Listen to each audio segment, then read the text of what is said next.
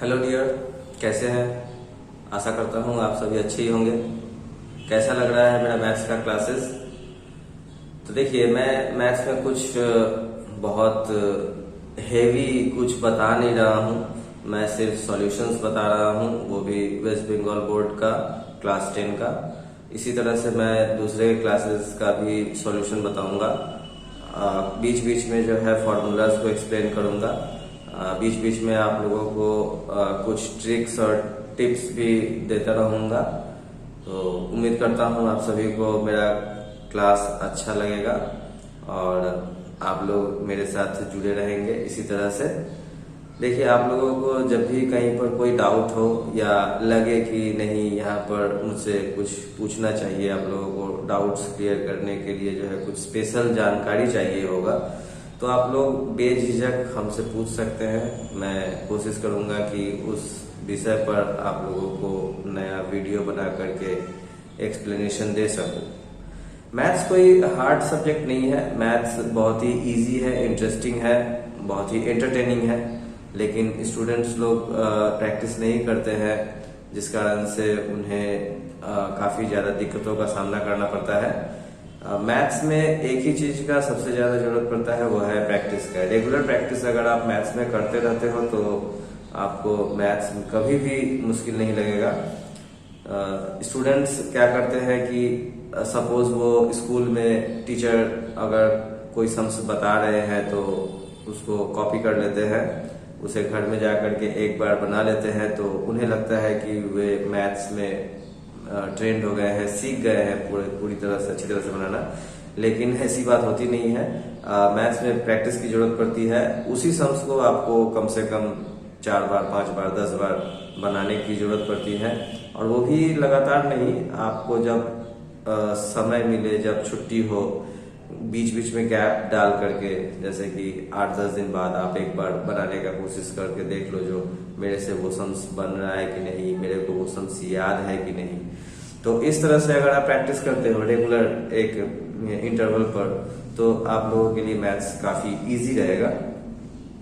तो मैं मैथ्स को प्रैक्टिस करने का एक ही ट्रिक सभी को बताता हूँ, सारे स्टूडेंट्स को मैं एक ही चीज बताता हूँ कि आप हर दिन जो है, मतलब सब्जेक्ट्स, अलग अलग सब्जेक्ट्स पढ़ते हो, लेकिन मैथ्स को एवरीडे का एक रूटीन बना लो कि मैथ्स एवरीडे 1 घंटे प्रैक्टिस करना ही है। एक फिक्स टाइम पर, सपोज जैसे शाम को आप अगर घर में पढ़ने बैठते हो तो 6 से 7 हम मैथ्स प्रैक्टिस करेंगे, या कोई दूसरा टाइम भी आप उसके लिए अलॉट कर सकते हो।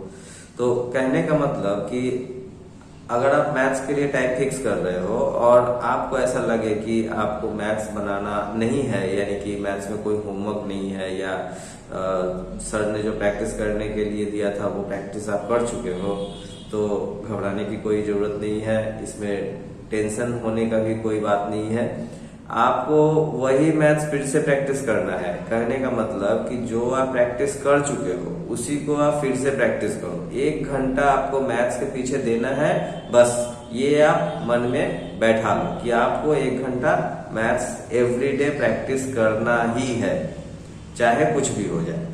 अगर आप इस तरह का शेड्यूल फॉलो करते हो तो आप लोगों का मैथ्स काफी स्ट्रांग हो जाएगा। मैथ्स में कोई दिक्कत नहीं होगा, कभी भी जो है आप लोगों को मैथ्स हार्ड नहीं लगेगा। मैथ्स उल्टे आपको मैथ्स जो है बहुत ही इजी और एंटरटेनिंग लगेगा। दूसरे सब्जेक्ट्स में क्या होता है कि जैसे हिस्ट्री, ज्योग्राफी, हिंदी, इंग्लिश या फिर साइंस हो गया, उसमें लर्न करना ज्यादा इम्पोर्टेंट हो जाता है। उसमें लर्न करना पड़ता है, यानी कि अगर आप एग्जाम के पहले भी, आपका अगर लर्निंग पावर स्ट्रांग है, अगर आप एग्जाम के पहले भी बैठते हो बुक लेकर के और लर्न कर लेते हो तो कोई दिक्कत नहीं है, आप जो है मार्क्स सिक्योर कर लोगे। लेकिन मैथ्स में जो है लर्निंग का लगभग रिश्ता ना के बराबर है, क्योंकि इसमें आप लर्न करने से कुछ भी हासिल नहीं कर पाओगे, क्योंकि याद तो वही चीज करना पड़ता है जिसको जो है आप ट्रू कॉपी जो है उसको लिख सको। लेकिन मैथ्स में क्या होता है, कभी जो है क्वेश्चन ही घुमा दिया जाता है, उसमें नंबरिंग चेंज कर दिए जाते हैं, तो अगर आप लर्न करके जाओगे तो ऑब्वियसली गलत बना करके आओगे। तो इसलिए मैथ्स को प्रैक्टिस करते रहिए। मैं अभी सिर्फ वेस्ट बंगाल बोर्ड का सॉल्यूशंस डाल रहा हूँ।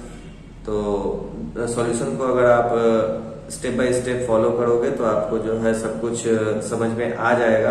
अगर आपको फिर भी समझ में नहीं आता है तो आप हमको कमेंट करके पूछ सकते हो कि मुझे इस स्टेप पर समझ में नहीं आया है, आप उसको फिर से रिपीट करवा देते तो अच्छा होता। तो मैं कोशिश करूंगा कि फिर से उसको रिपीट करके आप लोगों को समझा दूं। इसके बाद हम लोग दूसरे सब्जेक्ट्स के बारे में भी सोचेंगे। हालांकि अभी मैथ्स ही बहुत बड़ा है तो मुझे तो लगता है कि मैथ्स को ही करते करते काफी समय लग जाएगा।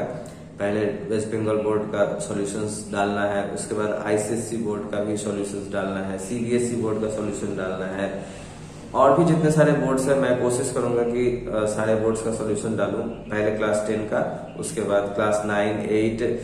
देखिए मैं मैथ्स मुझे बहुत ही अच्छा लगता है, मैं मैथ्स मेरा फेवरेट सब्जेक्ट है। तो लेकिन आप लोगों को यह जान करके हैरानी होगी कि मैथ्स मेरा बिल्कुल भी फेवरेट नहीं था। मैथ्स उल्टे मैथ्स जो है मैथ्स से मुझे काफी डर लगता था। यानी कि आप लोग चाहे मानो या ना मानो, लेकिन मैं मैथ्स में हर साल ही फेल होता रहता था।